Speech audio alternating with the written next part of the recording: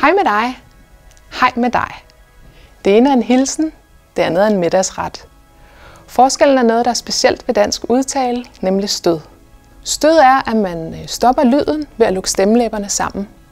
Det er for eksempel det, der er forskellen i udtalen mellem hej og hej, og dig og dig. Der kan være stød på vokaler og nogle få konsonanter. Der er for eksempel stød på i bil, og der er stød i u i hus, og der er stød på o i sko, og der er stød på l'et i hal, og der er stød på n i grøn, og stød på d i sød.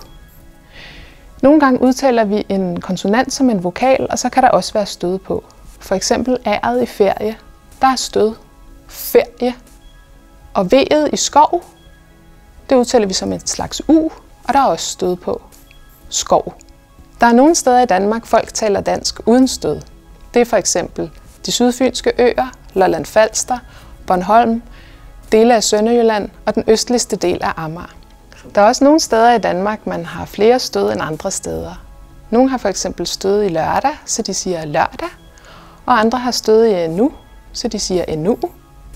På den måde er stødet med til at give sproget et særligt regionalt udtryk. Man har også stød på nogle andre sprog. Men det særlige ved det danske stød er, at det kan give forskellig betydning til ord, der ellers lyder ens. Det er for eksempel det, der er forskellen mellem jeg tænder lyset og han har pæne tænder. Det er det samme med ordene mor og mor. Og i eksemplerne det hænder og to hænder. Hej hej, din sproghej.